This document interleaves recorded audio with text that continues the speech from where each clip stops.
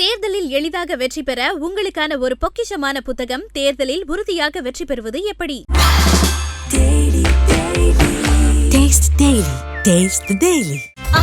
No compromise. உங்க சைடுலயும் எங்க சைடுலயும். GT Holidays, South India's #1 travel brand. ஒரு கன்ஸ்ட்ரக்ஷன் கம்பெனில எதுக்குங்க ஆல் டிக்கெட்? கன்ஸ்ட்ரக்ஷன் கம்பெனில எதுக்கு மாணவர்களோட டீடைல்ஸ்? கன்ஸ்ட்ரக்ஷன் கம்பெனிக்கு அப்ளை பண்ணாங்களா? அவங்க கவர்மெண்ட் தான் அப்ளை பண்ணாங்க. அப்போ என்ஃபோர்ஸ்மெண்ட் டைரக்டரேட் அந்த இன்ஃபர்மேஷன் பார்த்துட்டு சும்மா இருக்கணுமா இருக்கக்கூடாதா? கே நேரு அவர்கள் யாருமே கம்ப்ளைண்ட் கொடுக்கலன்னு சொல்றாரு. கே நேரு அவர்கள் எங்க ஆபீஸ்ல இருந்து இது எடுக்கலன்னு சொல்ல முடியுமா? இடியோகிராஃப் கூட இடி பண்ணிருக்காங்க, ஷேர் பண்ண ரெடியா இருக்காங்க. இடி 66 subsection 2 படி ஒரு இன்ஃபர்மேஷன் ஷேர் பண்ணி இந்த மாதிரி இன்ஃபர்மேஷன் நாங்கள் அப்டேட் பண்ணிருக்கோம்னு சொன்னா ஃபர்தரா நீங்க கேளுங்க இந்த எவிடன்ஸ் எப்படி நீங்க சோர்ஸ் பண்ணீங்கன்னு. அவங்க ரிப்ளை கொடுக்க ரெடியா தானே இருக்காங்க. ஏன்னா நீதிமன்றத்துக்கே இடி போறதுக்கு ரெடி ஆகும்போது உங்களுக்கு கொடுக்க மாட்டாங்கன்றது என்ன நிச்சயம்? தேர்ஸ் இன்ஆக்ஷன் வந்து பை த கவர்மெண்ட். யாராவது பாதிக்கப்பட்டவர் ஸ்டேட் வந்து இந்த கேஸ் ரெஜிஸ்டர் பண்ண மாட்டேங்கிறாங்க, இந்த வழக்கை சிபிஐக்கு மாற்றி அமைச்சிருங்கன்னு சொன்னா சிபிஐ வந்து உள்ள வரலாம் on the direction of the court. வணக்கம் சார். வணக்கம். செந்தில் பாலாஜி அடுத்து இடி வலையில் சிக்கியிருக்கிறார் கே நேரு அப்படின்னு சொல்லிட்டு எதிர்கட்சிகள்லேருந்து எல்லாருமே விமர்சிச்சுட்டு இருக்காங்க. நகராட்சி நிர்வாகத்துறையில் குடிநீர் வழங்கத்துறையில் அப்பாயின்மெண்ட்ஸ், ஸோ அந்த அப்பாயின்மெண்ட்ஸில் கிட்டத்தட்ட 2538 அப்பாயின்மெண்ட்ஸ் வழங்கப்பட்டிருக்கிறதுல வந்து கிட்டத்தட்ட 150க்கும் மேற்பட்ட அப்பாயின்மெண்ட்ஸ் வந்து பணம் வாங்கி கொண்டு பெற்றிருக்காங்க. ஏஇலிருந்து junior engineer, town planning officer போன்ற பல்வேறு வேகன்சிக்கு வந்து பணம் வாங்கியிருக்காங்க. அப்படின்றத வந்து கடந்த காலங்களில் கே நேரு சகோதரர்கள் வீட்டில் இடி ரைட்ஸ் பண்ணப்போ கிடைச்ச டிஜிட்டல் ஆவணங்கள், அது இல்லாமல் நார்மல் ஆவணங்கள்லேருந்து கிடைக்கப்படுது அப்படின்னு சொல்லிட்டு இப்போ இடி வந்து ஒரு லெட்டரை வந்து இந்த வழக்கில் இது சம்மந்தமாக வந்து எஃப்ஐஆர் பதிவு பண்ணுன்னு சொல்லிட்டு டிஜிபிக்கு ஒரு கடிதம் எழுதினாங்க.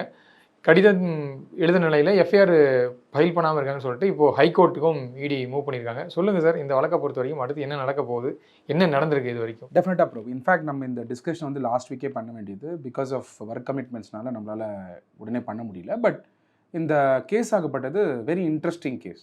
பொலிட்டிக்கலாக பார்க்க வேணாம், ஃபர்ஸ்ட் லீகலாகவே ஒரு இன்ட்ரெஸ்டிங் கேஸ் தான். ஸோ ஜென்ரலாக Enforcement Directorate Prevention money laundering Act 2002 அந்த சட்டத்தின் கீழே ஒரு கேஸை ரெஜிஸ்டர் பண்ணணும்னா ப்ரெடிகேட் அஃபென்ஸ் இருக்கணுன்றது தான் பாயிண்ட்டு. இதில் ரெண்டாவது இம்பார்ட்டன்ட் இஷ்யூ, கே நேரு அவர்களுடைய இந்த கேஸு, இந்த கேஷ் ஃபார் ஜாப் ஸ்கேம், இதுவும் அதே மாதிரி தான், செந்தில் பாலாஜி மாதிரி தான். இந்த கேஸில் வந்து ஒரு ஸ்பெஷல் இஷ்யூ ஒன்று இருக்குது. என்ன இஷ்யூனா, இந்த எவிடன்சஸை வந்து இந்த ஸ்கேமுக்காக என்ஃபோர்ஸ்மெண்ட் டைரக்டரேட் வந்து ரெய்ட் நடத்தலை. கே நேரு அவர்களுடைய ரிலேட்டிவ்ஸு அவருடைய சொந்தக்காரங்க நடத்தக்கூடிய கம்பெனியில் இந்த ஸ்கேமை பேஸ் பண்ணி வந்து அவங்க ரெய்ட் நடத்தலை. அது ஒரு சிபிஐ வழக்கு. அது சிபிஐ வழக்கு. அது பேங்க் இஷ்யூஸ் ஆனது. பேங்க்கில் வந்து ஒரு ஃபியூ க்ரோர்ஸ் வந்து அவங்க கட்டாமல் போயிடுறாங்க, என்பிஐ ஆயிடுது. அதுக்கப்புறம் அதை பேஸ் பண்ணி டைவர்ஷன் இருந்தது அப்படின்னு சொல்லி அந்த அலிகேஷன் மேலே இன்வெஸ்டிகேஷன் பண்ணும்பொழுது இந்த கோர்ஸ் ஆஃப் தட் ரெய்ட் அவங்களுக்கு இன்ஃபர்மேஷன் கிடைக்குது. இந்த இன்ஃபர்மேஷன் வந்து என்ஃபோர்ஸ்மெண்ட் டைரக்டரேட்டுக்கு அதை ரெய்ட் நடக்கும்பொழுது என்னடா இது இந்த இன்ஃபர்மேஷன்லாம் கிடைக்குதுன்னு பார்க்கும்பொழுது அது ஒரு செப்பரேட் ஸ்கேமாக இருக்கும்பொழுது தான் இந்த இன்ஃபர்மேஷனை கேதர் பண்ணுறாங்க. பட் என்ஃபோர்ஸ்மெண்ட் டைரக்டரேட் அவங்களுடைய பவர்ஸ்குள்ள எந்த ரெய்டுக்காக அவங்க போனாங்களோ அந்த ரெய்டில் நடக்கக்கூடிய மெட்டீரியல் போர்ஷன் எடுக்கலாம். அவங்களுக்கு பவர்ஸும் உண்டு. வேற ஏதாவது இன்க்ரிமேட்டிங் மெட்டீரியல்ஸ் கிடைச்சதுன்னா அதுவும் எடுத்துக்கலாம். இப்போ கொஸ்டின் எங்கே வருதுன்னா, அந்த சிபிஐ வழக்கு குவாஷ் ஆயிடுச்சு ஆல்ரெடி. ஏன்னா அது வந்து பேங்க் ரிலேட்டட் இஷ்யூ.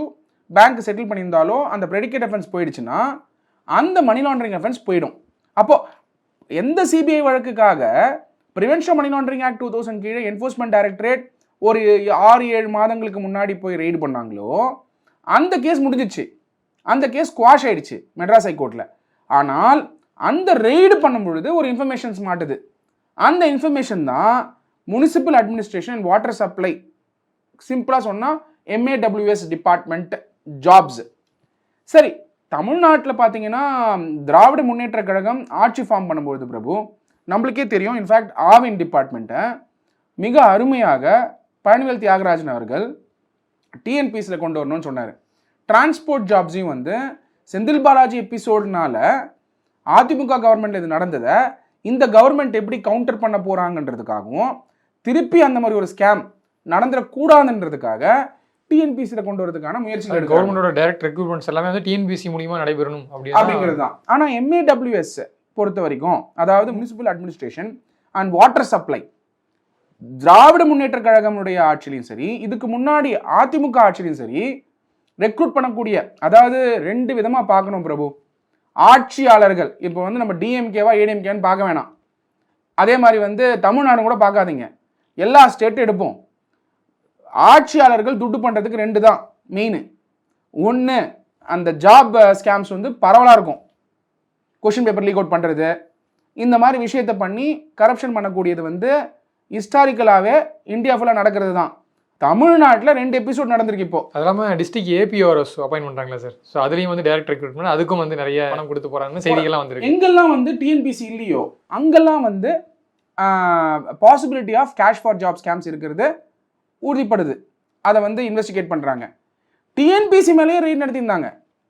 புருஷில் அம்மா அவர்கள் பார்த்தீங்கன்னா 2013-14 காலகட்டத்தில் ரெய்ட் நடத்தினாங்க. ஆட்சி மாற்றம் நடக்கும் பொழுது அங்கங்கே ரெய்ட் நடத்தி ஹால் டிக்கெட்ஸ் பிடிச்ச மாதிரியான ரெக்கார்ட்ஸும் உண்டு. இது ஒரு பக்கம் இருக்கட்டும், பட் அது வேற. பட் டிஎன்பிஎஸ்சி இல்லைன்னா டிபார்ட்மெண்டல் ரெக்ரூட்மெண்ட் ஜாபை வந்து ரெக்ரூட் பண்ணுறதா இருந்தால் அதில் வந்து முறைகேடுகள் நடக்கிறதுக்கான வாய்ப்புகள் மிக மிக அதிகம். இப்போது இந்த இன்க்ரிமினேட்டிங் மெட்டீரியல்ஸ் வந்து எடுக்கும் பொழுது in a letter dated October 27, 2025 ED வந்து information relating to corruption, malpractice in the exams, selection process of officers and staff 2024-25, 2025-26 அந்த லெட்டர் வந்து 230 பக்கம் ரஃப்லி. ஐ மீன் அவங்க வந்து அந்த டாக்குமெண்ட்ஸ் எல்லா இது ஸ்க்ரீன்ஷாட்ஸ் எல்லாத்தையும் அட்டாச் பண்ணி அமைச்சிருக்காங்க. அந்த இன்வெஸ்டிகேஷன் பண்ணது லிட்டரலாக ஒரு சார்ட் ஷீட் மாதிரியே அமைச்சிருக்காங்க. அது சார்ட் ஷீட்னு சொல்ல முடியாது, அந்த இன்ஃபர்மேஷன் எவிடன்ஸ் பேஸ்டு. அது வந்து பப்ளிக்கில் ரிலீஸ் பண்ணல, ஆனால் அந்த லெட்டர் ரிலீஸ் பண்ணாங்க. இந்த மாதிரி நாங்கள் போனோம், நாங்கள் ரெய்ட் நடத்தினோம், அங்கே இன்ஃபர்மேஷன் கிடச்சிது, அந்த இன்ஃபர்மேஷனை உங்களுக்கு பகிர்ந்துக்கிறோம், 232 பேஜஸ் வந்து கொடுக்குறாங்க. இதில் என்ன சொல்லப்பட்டிருக்குன்னா ரொம்ப இன்ட்ரெஸ்டிங் ஃபேக்ட். நம்மளாம் நினச்சிக்கிறோம் வேலை வாங்குறதுனா ஒரு 5 லட்ச ரூபா 2 லட்ச ரூபாலாம் கொடுத்து வேலை வாங்கிட்டு இருக்காங்க போல இருக்குன்னு நிறைய பேர் ஸ்கேம் பற்றி பேசும்போது. இங்கே தான் ஆச்சரியமாக இருக்குது. முனிசிபல் அட்மினிஸ்ட்ரேஷன் வாட்டர் சப்ளை மாதிரி இருக்கக்கூடிய ஒரு டிபார்ட்மெண்ட்டில் பாருங்க பிரபு, 25 லட்சம் 35 லட்சம் வேரியேஷன். ஐ மீன் போஸ்டிங்கை பொறுத்து வேரியேஷன். 25 லட்சம் 35 லட்சம் பிரபு, 35 lakhs ஒரு ஜாபுக்கு. அப்போ 150 ஜாபுக்கு வந்து ஸ்கேம் நடந்ததா சொல்கிறாங்க. அப்போ 150 × 25. ஆனால் நிறைய இடங்கள் என்ன ரிப்போர்ட் பண்ணியிருந்தாங்கன்னா 888 கோடின்னு ரிப்போர்ட் பண்ணியிருந்தாங்க. அந்த நம்பர் எப்படி வந்ததுன்னு எனக்கு தெரியல. பிகாஸ் எல்லா இடத்துலையும் டீ கடையில் எல்லா இடத்துலையும் பார்த்தீங்கன்னா ஹெட்லைன்ஸில் 888 crores. பட் நீங்கள் 150 into jobs 150 into 35 lakhs maximum போட்டால் கூட 38-40 கோடி வருது. சரி, எனிவே 888 crores அப்படிங்கிறது வந்து இருக்கக்கூடுமா, இல்லை 150ங்கிறது ஸ்டார்டிங் பாயிண்டா? இப்போது செந்தில் பாலாஜி அவர்கள் மேலே முதல்ல கேஷ் ஃபார் ஜாப் ஸ்கேம் வரும்பொழுது யாரோ 2 பேர் தானே கம்ப்ளைண்ட் பண்ணியிருப்பாங்க. அதுக்கப்புறம் தானே தெரிஞ்சிருக்கோம் அந்த ஜாப் ஸ்கேம் வந்து எப்படி அவர் செயல்பட்டார், மோடஸ் ஆபரண்டி என்ன. அதுக்கப்புறம் அவர் காம்பவுண்டிங் பண்ணுறாரு. அப்புறம் சுப்ரீம் கோர்ட் திருப்பி ரீஓப்பன் பண்ண சொல்கிறாங்க. அப்போ தான் என்ஃபோர்ஸ்மெண்ட் டைரக்டரேட் வந்து செந்தில் பாலாஜி அவர்களை அரெஸ்ட் பண்ணுறாங்க. பட் சார், இந்த வழக்கை பொறுத்த வரைக்கும் இது வந்து ஈடியா வந்து இப்போ அவங்க அந்த ரெய்டப்போ கண்டுபிடிச்ச ஆவணங்களின் அடிப்படையில் வந்து புகார் தெரிவிச்சிருக்காங்க. ஆனால் இதில் பாதிக்கப்பட்டவர்கள் யாரும் வந்து கம்ப்ளைண்ட் கொடுக்கல. இப்போது மினிஸ்டர் கே நேருவும் அதுதான் சொல்லியிருக்காரு. இது வந்து ரிசல்ட்ஸ் வெளியிடவும் யாரும் எந்த அப்ஜெக்ஷனும் நடக்கல. அதே போல் இந்த தேர்வு சம்மந்தமான ஒரு வழக்கம் கோர்ட்டில் வந்து நிலுவையில் இருந்துச்சு. அதுவும் வந்து கோர்ட் வந்து ரத்து பண்ணிட்டாங்க. ஸோ இதில் வந்து எந்த முகாந்திரமும் இல்லை. இது முழுக்க இடி வந்து பழிவாங்கும் நடவடிக்கையில் தான் வந்து ஈடுபடுறாங்கன்னு சொல்லி அவர் ஒரு ரிப்ளை கொடுத்துருக்காரு. இது பிரபு, பாதிக்கப்பட்டவங்கன்னா யார் பிரபு? இந்த முறைகேட்டில் ஜென்ரலாக பாதிக்கப்பட்டவர்கள்லாம் கரெக்டான மார்க் வாங்கியும் உள்ளே போக முடியாமல் இருக்காங்களா சார்? அவங்க தான் பாதிக்கப்பட்டவர்கள். கரெக்டான மார்க் வாங்கி உள்ளே போகாதவங்க, அந்த எக்ஸாம் ப்ரிப்பேர் பண்ணவங்களே பாதிக்கப்பட்டவங்க தான். நீங்கள் ஏன் எக்ஸாம் ப்ரிப்பேர் பண்ணுறீங்க? MAWS அப்படிங்கிற எக்ஸாமினேஷனை கவர்மெண்ட் கண்டக்ட் பண்ணுறாங்க. உங்களுடைய நம்பிக்கை என்ன? கவர்மெண்ட் கண்டக்ட் பண்ணுறாங்க, டிரான்ஸ்பரன்சி இருக்கும், அக்கௌண்டபிலிட்டி இருக்கும், இந்த மாதிரி ஊழல் நடந்திருக்க வாய்ப்பு இல்லைன்னு நினச்சி நீங்கள் ப்ரிப்பேர் பண்ணுறீங்க. அப்போ நீங்கள் பாதிக்கப்பட்டவரா இல்லையா? பாதிக்கப்பட்டவர். அந்த ஆஸ்பிரேஷனை வச்சிருந்து அந்த ஆஸ்பிரேஷனை இந்த மாதிரி ஊழல்னால நசுக்குனாலே அவர் பாதிக்கப்பட்டவர் தான். இது நான் சொல்லலை. யார் வந்து அக்ரீடு பார்ட்டி அப்படிங்கிறத சுப்ரீம் கோர்ட்டில் லார்ட்ஷிப் ஜஸ்டிஸ் ராமசுப்ரமணியம் அவர்களுடைய ஆர்டர் ஒன்று இருக்குது. செந்தில் பாலாஜி அவர்களோட மேட்டரில் ஆக்டில் எங்கேயுமே அக்ரீட் பார்ட்டினா யாருன்னு டிஃபைன் பண்ணல. அதுதான் லேண்ட்மார்க் ஜட்ஜ்மெண்ட்டு. இன்னைக்கு கே நேரு அவர்கள் பாதிக்கப்பட்டவங்க யார் வந்து கம்ப்ளைண்ட் கொடுக்கலன்னு சொல்லும் பொழுது யார் பாதிக்கப்பட்டவங்க? பணம் கொடுத்து வேலை கிடைக்காதவங்களா, இல்லை பணம் கொடுத்து அவங்களுக்கு வேலை கிடைச்சிருச்சு, அதனால் பணம் இல்லாததுனால கடினமாக உழைச்சு ஏதோ ஒரு மெரிட் இருக்கும்னு நினச்சி. இந்த ஜென்டில்மேன் படம் பார்த்துருப்பீங்க, அந்த மாதிரி ஒருத்தர் வெயிட் பண்ணியிருப்பார். ஏதோ ஒரு வேலை கிடைக்கும், அந்த வேலை கிடைச்சா நான் வாழ்க்கையில் செட்டில் ஆவேன், கல்யாணம் ஆகும் அப்படின்னு சொல்லிட்டு ஒரு குக்கிராமத்தில் இருக்கிறவர் இந்த கவர்மெண்ட் மேலே நம்பிக்கை வச்சு ப்ரிப்பேர் பண்ணியிருப்பாரு. அவர் பாதிக்கப்பட்டவரா, இல்லை ப்ரிப்பேர் பண்ணியிருக்கலாம், ஆம்பிஷன் இருந்திருக்கலாம், ஆனால் மார்க் வாங்காமல் போயிருப்பாரு. ஆனால் இன்னொருத்தர் காசு கட்டி உள்ளே போனதுனால அவர் கூட பாதிக்கப்பட்டவரா? எக்ஸாம் அப்ளை பண்ணவரே பாதிக்கப்பட்டவர் தான். எக்ஸாம் அப்ளிகேஷன் போட்டிருப்பார்ல, அவர் கூட கம்ப்ளைண்ட் கொடுக்கலாம். ஸோ அப்போ அக்ரீட் பார்ட்டினா யாருங்கிறத சுப்ரீம் கோர்ட்டு செந்தில் பாலாஜி அவர்களுடைய கேஸில் கிளியராக அக்ரீட் பார்ட்டியுடைய லேண்ட்மார்க் ஜட்மெண்ட், அக்ரீட் பார்ட்டினா யாரு அப்படின்னு சிஆர்பிசியில் இருக்கக்கூடியதை கிளியராக வந்து இன்டர்பிரட் பண்ணி எக்ஸ்பான்ஷன் பண்ணாங்க அந்த அக்ரீட் பார்ட்டினா யாருன்னு. ஸோ யாருக்கு வேலை கிடைக்கலையோ, யாருக்கு பணம் இருந்து வேலை கிடைச்சதுனால ஒருத்தருக்கு வேலை கிடைக்காம போச்சோ, அவங்களும் அக்ரீட் பார்ட்டி தான் அப்படின்னும் பொழுது அவங்களுக்கும் லோக்கல் ஸ்டாண்டி உண்டு. ஸோ அதனால கம்ப்ளைண்ட் யார் கொடுக்க போறதுன்னு வெயிட் பண்ணி வாட்ச் பண்ணலாம். அது கே நேரு அவர்கள் கவலைப்பட வேண்டிய அவசியம் இல்லை. Let police take the necessary action. Sir, இப்போ இந்த வழக்கை பொறுத்த வரைக்கும் எனக்கு ஒரு சின்ன கிளாரிட்டி தேவைப்படுது சார். இடி எழுதியிருக்கக்கூடிய அந்த கடிதத்தில் குறிப்பிட்டிருக்கிறது என்னன்னு பார்த்தீங்கன்னா, கே நேரு அவருடைய அந்த சகோதரர்கள் வீடுகளிலையும் அலுவலகங்களும் நடந்த ரைட்ஸ் அப்போ கைப்பற்றப்பட்ட ஆவணங்கள் இருந்து தான் வந்து இந்த எவிடன்ஸ்லாம் வந்து சிக்கியிருக்கு. ஐ மீன் எக்ஸாம் ரிசல்ட்ஸ் வந்து அஃபிஷியலாக ரிலீஸ் ஆகிறதுக்கு முன்னாடியே வந்து கசி விடப்பட்டிருக்கு, அந்த பணம் கொடுத்தவங்களுக்கு வந்து கசி விடப்பட்டிருக்கு. அது இல்லாமல் வந்து இந்த மணி டிரான்சாக்ஷனை பற்றின தகவல்களும் வந்து இருக்குன்னு சொல்லி குறிப்பிட்டிருக்காங்க. இந்த விஷயம் இந்த வழக்கை பொறுத்த வரைக்கும் நேரடியாக வந்து கே நேரு குற்றம் சாட்டலாமா? ஏன்னா வந்து இதில் வந்து அமைச்சர் அல்லாத 2 நபர்கள், ஐ மீன் அவங்க உதவியாளர்கள் மொபைல் இருந்தால் இந்த விஷயங்கள்லாம் லீக்காக இருக்குது. இதில் அமைச்சர் சொல்கிறதுனா நான் எந்த தவறும் பண்ணல, அதான் வந்து அவர் சொல்கிறாரு. ஒருவேளை அமைச்சருடைய நாலேஜ் இல்லாமல் மற்ற விஷயங்கள்லாம் நடந்துச்சா, இல்லை இப்போ அவங்க யாராச்சும் இன்ஃப்ளூயன்ஸ் பண்ணியிருக்காங்களா? ஸோ இந்த மாதிரியான ஆஸ்பெக்ட்ஸ்லையும் வந்து பார்க்கக்கூடியதாக ஒன்று இருக்குல்ல சார்? அதாவது பிரபு, எல்லா கான்ஸ்பிரசியுமே இந்த மாதிரி ஸ்கேம்ஸுமே டைரெக்டாக அந்த நபர் பண்ணுறதில்ல. அப்படி பண்ணிட்டு எதுக்கு இன்வெஸ்டிகேஷன்? ஸ்ட்ரெயிட்டாக நீங்கள் எஃப்ஐஆர் போட்டு, ஸ்ட்ரெயிட்டாக நீங்கள் இடி ரைடு நடத்தி, ஸ்ட்ரெயிட்டாக நீங்கள் சார்ஜ் ஷீட் போட்டு ட்ரையல் நடத்திட்டு போகலாமே. அரெஸ்ட் பண்ணணும்னா அரெஸ்ட் பண்ணிட்டு போகலாமே. கான்ஸ்பிரசி, கிரிமினல் லாவில் என்ன சொல்லப்பட்டிருக்கு? கான்ஸ்பிரசி யார் பண்ணுறா? கூட்டு சதி இருக்கா? சரி, ஒரு சிம்பிள் கேள்வி. இவர் அமைச்சராக இருக்கார், கன்ஸ்ட்ரக்ஷன் பண்ணுற கம்பெனியில் எதுக்கு ஆல் டிக்கெட் இருக்கணும்? இப்போ நீங்கள் இருக்கீங்க, உங்கள் வீட்டில் வந்து மற்ற மாணவர்களோட ஆல் டிக்கெட் ஏன் இருக்கணும்? தேவையில்லையே. சரி, ஏதோ ஒரு கேஸ் நடத்துறீங்க அப்படின்னா, அந்த வழக்கறிஞராக இருக்கீங்கன்னா அந்த இன்ஃபர்மேஷனுக்கு வாய்ப்பு உண்டு. அப்படின்னா ஓகே, அந்த கேஸ் வந்து மெட்ராஸ் ஹைகோர்ட்டில் நடக்குது, இல்லை சுப்ரீம் கோர்ட்டில் நடக்குதுன்னா அதுக்கான படிவங்கள் வச்சு நீங்கள் ஆர்கியூ பண்ணுறீங்க. அதை தவிர ஒரு கன்ஸ்ட்ரக்ஷன் கம்பெனியில் எதுக்குங்க ஆல் டிக்கெட்டு? கன்ஸ்ட்ரக்ஷன் கம்பெனியில் எதுக்கு மாணவர்களோட டீட்டெயில்ஸ்? ஏன் கன்ஸ்ட்ரக்ஷன் கம்பெனிக்கு அப்ளை பண்ணாங்களா? அவங்க கவர்மெண்ட் தானே அப்ளை பண்ணாங்க.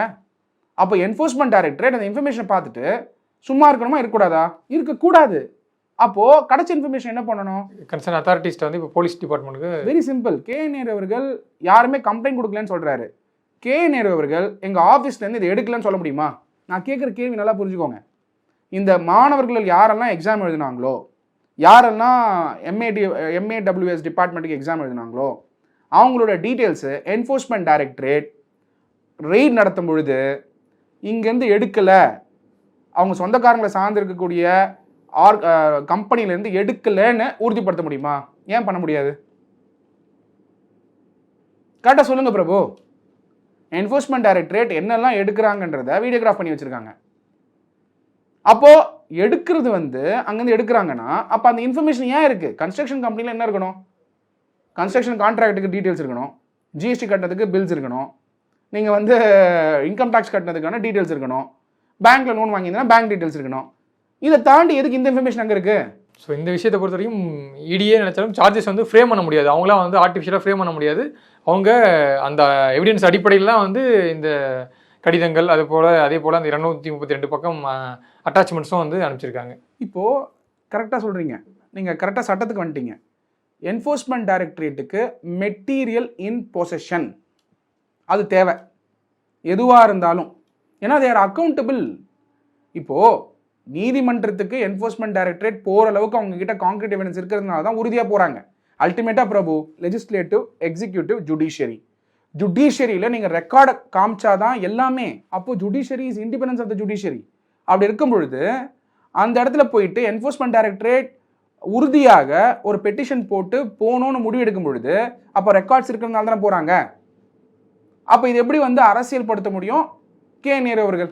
ஓகே சார், இப்போது இடி வந்து கடிதம் போட்டிருக்காங்களா சார்? இப்போ ஒரு central investigation agency state investigation ஏஜென்சிக்கு கடிதம் எழுதியிருக்காங்க, தமிழ்நாடு காவல்துறைக்கு கடிதம் எழுதியிருக்காங்க, இது முகாந்திரருக்கு எஃப்ஐஆர் போடுங்கன்ட்டு. இப்போது ஸ்டேட் போலீஸ் இதில் எஃப்ஐஆர் போடுறதுக்கான வாய்ப்புகள் இருக்கா? வெரி குட் கொஸ்டின் பிரபு. ஏன்னா இந்த ப்ரிவென்ஷன் மணி லாண்டரிங் ஆக்ட் 2002 கொண்டு வந்தது திராவிட முன்னேற்ற கழகம் காங்கிரஸோட சேர்ந்து. ஒவ்வொரு இன்டர்வியூப்பையும் அதை நீங்கள் எப்படி தான் சொல்லிகிட்டே இருக்கீங்க. ஏன் தெரியுமா சார் பிரபு சொல்கிறேன், நீங்கள் வந்து நன்கு படித்தவர். உங்களுக்கு வந்து இது நான் எக்ஸ்பிளைன் பண்ணும்போது நீங்கள் ஃபுல்லாக உள்வாங்கிட்டு மற்ற இன்டர்வியூவில் நீங்கள் கேட்பீங்க. இது என்னமோ பாஜக அரசாங்கம், நீங்களும் பாஜகவோட சப்போர்ட் இல்லை, நானும் பாஜகவை சப்போர்ட் பண்ணல, நல்லா புரிஞ்சுக்கணும். சட்டத்தை பார்க்கும் பொழுது இந்த சட்டத்தை யார் கொண்டு வந்தா பிரபு? ப்ரிவென்ஷன் மணி லாண்டரிங் ஆக்ட் 2002 உடனே அடல் பிஹாரி வாஜ்பாயின்னு சொல்லாதீங்க. 2002 டிராஃப்ட் பண்ணுறாங்க, கொண்டு வந்தது 2005. 2005 யார் பிரைம் மினிஸ்டர்? மன்மோகன் சிங். கரெக்டா? அது நீங்கள் உறுதியாக இருக்கீங்கல்ல? சரி, அப்போ இதில் இருக்கக்கூடிய செக்ஷன்ஸை பாஸ் பண்ண அரசாங்கம் யாரு? காங்கிரஸ் தானா அரசாங்கத்தை ஃபார்ம் பண்ணது? டிஎம்கேனால தான் காங்கிரஸ் பவருக்கு வந்தாங்களா? டிஎம்கேவோட சப்போர்ட். டிஎம்கேனால மட்டும்தான் காங்கிரஸ் 10 வருடங்கள் ஆட்சி பண்ணாங்க சென்டர்ல. எத்தனை மினிஸ்டர்ஸ் கேபினெட்ல? கலைஞர் ஐயா வந்து எத்தனை மினிஸ்டர்ஸ்க்கு வாய்ப்பு வாங்கி கொடுத்தாரு தன்னுடைய குடும்பத்தில் இருக்கவங்களுக்கு? அப்போ டிஎம்கே ஃபேமிலி சார்ந்தவங்க தான் இந்த பிஎம்எல்ஏ ஆக்ட் 2002 எனாக்ட் பண்றாங்க 1 ஜூலை 2005 இருந்து. அதுல இருக்கக்கூடிய ஒரு ப்ரொவிஷன் என்ன சொல்லுதுன்னா, section 66 subsection 2 disclosure of information, section 66 disclosure of information subsection 2 கிளியரா என்ன சொல்லுதுன்னா, if the director or other authority specified under subsection 1 is of the opinion on the basis of information or material in his possession that the provisions of any other law for the time being in force or contravened, then the director or any such authority shall share the information with the concerned agency for necessary action. இந்த செக்ஷனை கொண்டு வந்தது திராவிட முன்னேற்ற கழகம், மக்களோட நல்லதுக்காக தான் கொண்டு வந்தாங்க. அதே செக்ஷனை பயன்படுத்தி தான் இப்போ என்ஃபோர்ஸ்மெண்ட் டைரக்டரேட் இப்போ 2025 செக்ஷன் 66 சப்செக்ஷன் 2 படி எங்ககிட்ட இந்த எவிடன்ஸ்லாம் கிடச்சிருக்கு. நீங்கள் as a state police who has to investigate, உங்களுக்கு இந்த கண்டிப்பாக இந்த இன்ஃபர்மேஷன் ஷேர் பண்ணதுனால நீங்கள் சந்தோஷப்படுவீங்க. காரணம் என்னென்னா, இந்த இன்ஃபர்மேஷன்ஸ் எல்லாமே எங்ககிட்ட இருக்குது, நீங்கள் கேஸை பதிவு பண்ணுங்கன்னு இன்டைரக்டாக இன்ஃபர்மேஷன் ஷேர் பண்ணுறாங்க. இன்ஃபர்மேஷன் ஷேர் பண்ணும்போது கூட நல்லா நோட் பண்ணும் பிரபு 232 பேஜஸோட டாக்குமெண்ட்டை ரிலீஸ் பண்ணல. அந்த லெட்டர் மட்டும் தான் ரிலீஸ் பண்ணியிருக்காங்க. அந்த லெட்டர் மட்டும் தான் ரிலீஸ் பண்ணியிருக்காங்க. அந்த லெட்டரில் என்னென்ன நடந்திருக்குங்கிறத ஓவராலாக சொல்லியிருக்காங்க, எவிடன்ஸ் கொடுக்கல. பட் அது ரிலீஸ் பண்ணுறலாமா சார்? அதுக்கான இடிக்கு அந்த அதிகாரம் இருக்குல்ல? இல்லை, இடி வந்து ஷேர் பண்ணுறாங்க. அந்த ஷேர் பண்ண இன்ஃபர்மேஷன் வந்து அஃபிஷியலாக வந்து அவங்க பப்ளிக் ரிலீஸ் பண்ணாங்கன்னு நீங்கள் எப்படி சொல்ல முடியும்? யாரோட ரிலீஸ் பண்ணியிருக்கலாமே. பத்திரிகையில் கிளியராக இந்தியன் எக்ஸ்பிரஸில் இது வந்ததுன்னு நினைக்கிறேன், ஃபஸ்ட்டு நியூ இந்தியன் எக்ஸ்பிரஸில் வந்ததுன்னு நினைக்கிறேன். ஃபஸ்ட்டு இது ரிப்போர்ட் பண்ணுறாங்க. அதுக்கப்புறம் எல்லா நியூஸ் பேப்பர்ஸும் இதை வந்து எடுத்துக்கிறாங்க. டிஜிட்டல் மீடியாவில் நீங்கள் நம்ம பேச ஆரம்பித்தோம், எல்லாருமே எக்ஸ்பர்ட்ஸ் பேச ஆரம்பித்தாங்க. அப்படி பார்க்கும்பொழுது செக்ஷன் 66 சப்செக்ஷன் 2 படி இன்ஃபர்மேஷன் ஷேர் பண்ண முடியும். ஆனால் இதில் ஒரு இஷ்யூ இருக்குது. என்ன இஷ்யூ இருக்குன்னா, Vijay Madanlal Choudhary versus Union of India, இந்த கேஸ் பற்றி நிறைய வாட்டி பேசியிருக்கேன். அந்த கேஸ் இப்போ ரிவ்யூவில் இருக்குது சுப்ரீம் கோர்ட்டில்.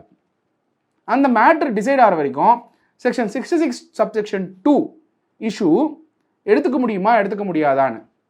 அப்போ இது யாருக்கு அட்வான்டேஜாக இருக்குது? கே நேரு அவர்களுக்கு இப்போதைக்கு அட்வான்டேஜாக இருக்குது. சரி, ரிவ்யூவில் இருக்குது, கன்க்ளூடும் ஆகலை. அது வரைக்கும் என்ஃபோர்ஸ்மெண்ட் டைரக்டர் சும்மா இருக்க மாட்டாங்க. ஏன்னா நீங்கள் செக்ஷன் 66 சப்செக்ஷன் 2 படி கொடுக்காதீங்க, ஸ்டேட் ஏஜென்சி கொடுக்காதீங்க. ரொம்ப இம்பார்ட்டன்ட் பிரபு, ஏஜென்சின்னு தான் சொல்லியிருக்காங்க, சென்ட்ரல் ஏஜென்சின்னு சொல்லலை. நிறைய பேர் என்ன பேசுனாங்கன்னா, சென்ட்ரல் ஏஜென்சி இன்கம் டேக்ஸ் கொடுக்கலாம், ஜிஎஸ்டி டிபார்ட்மெண்ட் கொடுக்கலாம், பேங்க்குக்கு கொடுக்கலாம், ஏஜென்சிக்கு கொடுக்கலான்னு தான் சொன்னாங்களே. ஆனால் நீங்கள் ஃபெடரல் ஸ்ட்ரக்சரில் போலீஸ்க்கு கொடுக்கணும்னு எழுதலையே அப்படின்னு சொல்லியிருந்தாங்க. போலீஸுங்கிற வார்த்தை இல்லையே அப்படிங்கிற பாயிண்ட் சொன்னாங்க. ஆனால் police is also agency, government agency, அதாவது ஸ்டேட் ஏஜென்சி. ஸோ ஸ்டேட் ஏஜென்சிக்கு கன்சர்ன்ட் ஏஜென்சி இங்கே சொல்லியிருக்கிறது கன்சர்ன்ட் ஏஜென்சி.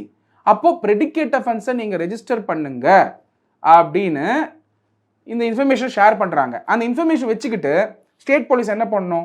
எஃப்ஐஆர் ஃபைல் பண்ணணும். ஏன் பண்ணல? உங்ககிட்ட தான் எவிடன்ஸ் கொடுத்துட்டாங்க, டீட்டெயில்டாக எல்லாமே இருக்கு. பட் இதுக்கு ஸ்டேட் போலீஸ் தனியாக செப்பரேட்டாக இன்வெஸ்டிகேஷன் பண்ணி அதுக்கப்புறம் எஃப்ஐஆர் போடுறது கண்டிப்பாக இன்வெஸ்டிகேட் பண்ணணும். எதுவுமே இல்லாமல் ஒரு கம்ப்ளைண்ட் வந்தாலே இன்வெஸ்டிகேஷன் பண்ண வேண்டியது தான். ஆனால் இங்கே ஃபுல் டீட்டெயில்ஸே இருக்கு. வீடியோகிராஃப் கூட இடி பண்ணியிருக்காங்க, ஷேர் பண்ண ரெடியாக இருக்காங்க. இடி 66 சப்செக்ஷன் 2 படி ஒரு இன்ஃபர்மேஷன் ஷேர் பண்ணி இந்த மாதிரி இன்ஃபர்மேஷன் நாங்கள் அப்டைன் பண்ணியிருக்கோன்னு சொன்னால் ஃபர்தராக நீங்கள் கேளுங்க இந்த எவிடன்ஸ் எப்படி நீங்கள் சோர்ஸ் பண்ணீங்கன்னு. அவங்க ரிப்ளை கொடுக்க ரெடியாக தானே இருக்காங்க. ஏன்னா நீதிமன்றத்துக்கே இடி போகிறதுக்கு ரெடி ஆகும் பொழுது உங்களுக்கு கொடுக்க மாட்டாங்கன்றது என்ன நிச்சயம்? தேர்ஸ் அன் இன்ஆக்ஷன் வந்து பை த கவர்மெண்ட். ஸோ அதனால இது வந்து டிப் ஆஃப் த ஐஸ்பர்க்னு சொல்லியிருக்காங்க இடி. ரொம்ப இம்பார்ட்டன்ட். இது வந்து ஒரு டிப் ஆஃப் த ஐஸ்பர்க் தான். எவ்வளோ பேர்கிட்ட காசு வாங்கியிருக்காங்க, எப்படி வாங்கியிருக்காங்க, இங்கே நோட்ஸ் எல்லாம் கிடச்சிருக்கு. நான் ஒரு ஃபார்மர் இன்கம் டேக்ஸ் ஆஃபீஸில் பேசும்போது சொன்னார், இதில் வந்து ஒரு சிலர் மட்டும் ஈடுபட்டிருப்பாங்கன்னு சொல்ல முடியாது, இது பெரிய நெட்வொர்க்கே இருக்கலாம். அந்த அடிப்படையில் தான் வந்து இடி வந்து இந்த கடிதத்தெல்லாம் எழுதியிருக்காங்க. Chances are there. அப்போ அந்த நெட்வொர்க்கில் யார் இருக்கா, இதில் வந்து பண பரிமாற்றம் நடந்திருக்கா, வந்த பணத்தை வந்து ஒரு சமயம் வாங்கியிருந்தால் அது என்ன நடந்திருக்கும், இதெல்லாம் இன்வெஸ்டிகேட் பண்ணுற பவர் என்ஃபோர்ஸ்மெண்ட் டைரக்டரேட் உண்டு. ஹவாலா டிரான்சாக்ஷன்ஸ் இருக்கா? ஹவாலா டிரான்சாக்ஷன் தான் ஃபெமா அட்ராக்ட் ஆகும். Foreign exchange management act 1999 attract ஆகும். அதுவும் இடி உள்ள வரலாம். ஸோ ஏகப்பட்ட சட்டங்கள் இதில் வரதுக்கான வாய்ப்புகள் உண்டு. But all set and ton இதுக்கு ப்ரெடிகேட் அஃபென்ஸ் ரெஜிஸ்டர் பண்ண வேண்டிய பவர் ஸ்டேட்டுக்கு தான் உண்டு. யாராவது பாதிக்கப்பட்டவர் ஸ்டேட் வந்து இந்த கேஸை ரெஜிஸ்டர் பண்ண மாட்டேங்கிறாங்க, இந்த வழக்கை சிபிஐக்கு மாற்றி அமைச்சிருங்கன்னு சொன்னால் சிபிஐ வந்து உள்ளே வரலாம் on the direction of the court. இது வந்து ரொட்டீன் கிடையாது. ஸோ அந்த மாதிரி ஏதாவது நடந்தால் தான் இதுக்கு எஃப்ஐஆர் ஃபைல் பண்ணுவாங்க. அப்படின்னா அப்போ எஃப்ஐஆர் லேட்டாக ஃபைல் பண்ணுறதுக்கும் எஃப்ஐஆர் ஃபைல் பண்ணாததுக்கும் கோர்ட் டைரக்ஷன் பேஸ் பண்ணி ஃபைல் பண்ணுவாங்களா? இல்லை யாராவது பாதிக்கப்பட்டவங்க நீதிமன்றத்துக்கு போய் சிபிஐ வழக்கு ஃபைல் பண்ணுங்க, ஏன்னா அவர் இங்கே மினிஸ்டராக இருக்காரு, அதனால் ஃபைல் பண்ண மாட்டேங்கிறாங்க, நாளைக்கு ஃபியூச்சரில் ஃபைல் பண்ணாலும் இந்த இன்வெஸ்டிகேஷன் எப்படி போகும்னு தெரியல, அதனால் நீங்கள் சிபிஐக்கு மாற்றி அமைங்கன்னு பெட்டிஷன் போடுவாங்களா? அப்படிங்கிற பல கேள்விகள் உண்டு. ஸோ ஒருவேளை இதில் ஸ்டேட் போலீஸ் வந்து எஃப்ஐஆர் போட்டாங்கன்னா இடியோட அடுத்த மூவ் எப்படி சார் இருக்கும்? ரைட்ஸ் கண்டக்ட் பண்ணி அடுத்து சம்மன்ஸ் கொடுத்து இன்னும் ஒரு படி மேலே போய் செந்தில் பாலாஜி மாதிரியே கே நேரும் வந்து கைது செய்யப்படுறதுக்கான வாய்ப்புகளாக இருக்கான்ற கேள்விகள்லாம் இருக்குல்ல சார்? என்னைக்கு வந்து கைது வேணும்னு இருக்கு பிரபு. ஏன்னா நிறைய பேர் பேசுகிறத பார்த்தேன், கே நேரு வந்து அரெஸ்ட் ஆகிடுவார். என்னைக்கு கைது வேணும்? எதுக்காக செந்தில் பாலாஜி அரெஸ்ட் பண்ணாங்க? நீங்கள் நல்லா நோட் பண்ணுங்கள். முதல் தடவை இடி உள்ளே வந்து உடனே அரெஸ்ட் பண்ணிட்டாங்களா, இல்லை செந்தில் பாலாஜி அவர்களை வந்து அரெஸ்ட் பண்ணணும்னு சொல்லி இடி டைரக்டர் சொன்னாரா? யார் சொன்னா? அவரை இன்வெஸ்டிகேஷன் பண்ணணும்னு சொன்னது supreme court. Prevention money laundering ஆக்ட்ல ஃப்ரெஷ் இன்வெஸ்டிகேஷன் பண்ணணும்னு சொன்னது supreme court direction. Judicial interference இருந்ததுனால எக்ஸிக்யூட்டிவ் வந்து சமன்ஸ் கொடுக்குறாங்க. அந்த சமன்ஸை மதித்து செந்தில் பாலாஜி அவர்கள் போயிருக்கணுமா வேணாமா? போல. ஒரு சமன்ஸ் இல்லை, 2 சமன்ஸ் இல்லை, 2-3 சமன்ஸ்க்கு போகாமல் இருந்ததும் அவரோட ரெப்ரசன்டேஷன் அமைச்சு கரெக்டான இன்ஃபர்மேஷன் கொடுக்காததுனாலையும் நடுவில் வந்து பார்த்தீங்கன்னா அவரோட இன்டர்வியூஸில் வந்து இவரு டைரக்டரா, இடி டைரக்டரா, அவர் அசிஸ்டன்ட் டைரக்டரா அப்படின்னு பேசுனதுலாம் நம்ம பார்த்தோம். அப்படி ஈஸியாக அவர் பேசுனதுனாலையும் எவேசிவாக இருந்ததுனாலையும் அவரை அரெஸ்ட் பண்ண வேண்டிய கட்டாயத்துக்கு இடி வந்தாங்க. அவர் மாதிரியும் எல்லாரும் கைது பண்ணணும்னு கட்டாயம் வந்து இடிக்கு கிடையாது. இடிக்கு கைதுன்றதே வந்து லாஸ்ட் ரெசார்ட் தான். இன்ஃபேக்ட் இடி எதுக்கு கைது பண்ணணும்? Information is already there. நீங்கள் எஃப்ஐஆர் போட்ட உடனே எந்தெந்த பேங்க் அக்கௌண்ட் இருக்கோ எல்லாத்தையும் வந்து அவங்க ஃப்ரீஸ் பண்ண தான் போகிறாங்க. அப்போ அவங்க வந்து அரெஸ்ட் பண்ணுங்கிற கட்டாயம் எப்போ வருது? சுப்ரீம் கோர்ட்டுடைய அப்சர்வேஷன் எடுத்து பாருங்க. அரெஸ்ட் பண்ணுங்கிறது வந்து எவேசிவாக இருந்தா, விசாரணைக்கு ஒத்துழைக்காமல் இருந்தா, கொடுக்குற சமன்ஸ் கரெக்டாக வராருன்னு வச்சுக்கலாம். இப்போ நீங்கள் பொன்முடி அவர்கள் எடுத்து பாருங்க, பெரிய பெரிய லீடர்ஸ் எடுத்து பாருங்க, அதே டிஎம்கேல கண்ணியமாக போயிட்டு இன்வெஸ்டிகேஷன் கோஆப்ரேட் பண்ணிட்டு வந்துருவாங்க. அப்படி பண்ணாதவங்கள தான் அரெஸ்ட் பண்ணாங்க. அரவிந்த் கெஜ்ரிவால் அரெஸ்ட்டை பற்றி நீங்கள் கேட்டிங்கன்னா கூட அவரும் 9-8 சமன்ஸ்க்கு போய் அப்பியர் ஆகலை, அப்புறம் தான் அரெஸ்ட் பண்ணுறாங்க. So when there is a summons, நீங்கள் போய் அப்பியர் ஆகி அதுக்கு தேவையான எக்ஸ்ப்ளனேஷன், அவங்க சீக் பண்ணுற இன்ஃபர்மேஷன் எல்லாத்தையும் கொடுத்தீங்கன்னா அரெஸ்ட்டுங்கிறதே தேவையில்லையே. அதனால ஒரு விஷயத்தை நான் ஒத்து போகாத விஷயம் என்னன்னா, கேன் அவர்கள் அரெஸ்ட் ஆகிடுவார், கே நேரு அவர்கள் அரெஸ்ட் ஆகிடுவார்னா அரெஸ்ட் பண்ணுறதுக்கான நெசசிட்டி இருந்தால் தான் பண்ணுவாங்க. அந்த நெசசிட்டி டு அரெஸ்ட் எப்போ வரும்? ஒன்று எவேசிவ், இல்லை அப்ஸ்காண்ட் ஆகிறதுக்கான பாசிபிலிட்டி. இது ரெண்டுமே கிடையாது அவருக்கு. ஏன்னா அவர் மினிஸ்டர், எவேசிவாக இருக்க வாய்ப்பே இல்லை. ஆல்ரெடி எவிடன்ஸ் எடுத்துட்டாங்க, எல்லாம் என்னென்ன இன்ஃபர்மேஷன் வேணுமோ அதை எடுத்துக்கிட்டாங்க. ஃபர்தர் இன்வெஸ்டிகேஷன் வேணும்னா ஒரு வாட்டி சமன்ஸ் கொடுத்து கூப்பிட போகிறாங்க, போய் அவர் அப்பியர் ஆக போகிறாரு. ஸோ அதனால் வந்து கே நேரு அவர்கள் போய் அப்பியரே ஆக மாட்டார் சமன்ஸ்க்கு அப்படிங்கிற வாதத்துக்கு நம்ம இப்போ வர வேணாம். சமன்ஸ் கொடுக்கட்டும், அப்படி போகலன்னா அரெஸ்ட் பண்ணுவாங்க. அவர் போகலன்னு சொல்லலையே, எல்லாத்துக்கும் கோஆப்ரேட் பண்ணுறதுக்காக தான் அவரும் இருந்துட்டு இருக்காருன்றது என்னோட அண்டர்ஸ்டாண்டிங். பட் பொலிட்டிசைஸ் பண்ண வேணான்றது தான் பாயிண்ட். ஒரே ஒரு கேள்வி தான், என்ஃபோர்ஸ்மெண்ட் டைரக்டரேட் இந்த இன்ஃபர்மேஷனை கன்ஸ்ட்ரக்ஷன் கம்பெனி அவங்க சொந்தக்காரங்க நடத்துகிற கன்ஸ்ட்ரக்ஷன் கம்பெனி இந்த ஆல் டிக்கெட்ஸும் இந்த தேவையான இந்த இஷ்யூஸ் எல்லாம் சோர்ஸ் பண்ணியிருக்காங்கன்னா அங்கே ஏன் அது இருக்குங்கிறது தான் கொஸ்டின் பிரைமா ஃபேசி. சரி, அவரு டைரெக்டாக பண்ணல, வேற யாரோ ஆஃபீஸ் இருந்ததுன்னு சொன்னாலும் அந்த ஆஃபீஸ் அது ஏன் இருக்குன்ற அந்த கேள்வியும் வருது இல்லை. Why in that office relatives of K Nehru அவர்கள் அப்படின்னு வரும்போது அதுக்கான பதிலும் கே நேரு அவர்கள் சொல்லிதான் ஆகணும். Because is representing the government. அதனால் இந்த இஷ்யூஸ் இருக்கிறதுனால 66(2) படி இப்போது ஷேரிங் ஆஃப் இன்ஃபர்மேஷன் நடந்திருக்கு. அதை பேஸ் பண்ணி எஃப்ஐஆர் ஃபைல் பண்ணுவாங்கன்னு நான் நினைக்கிறேன். கண்டிப்பாக சார், பொறுத்து வந்து பார்க்கலாம் இந்த வழக்கில் அடுத்தடுத்து நகர்கள் எப்படி இருக்க போகுதுன்ட்டு. நேரம் ஒதுக்கி நிறைய தகவலை பகிர்ந்துட்டீங்க. நேரத்திற்கு நன்றி. நன்றி. தேர்தலில் எளிதாக வெற்றி பெற உங்களுக்கான ஒரு பொக்கிஷமான புத்தகம் தேர்தலில் உறுதியாக வெற்றி பெறுவது எப்படி?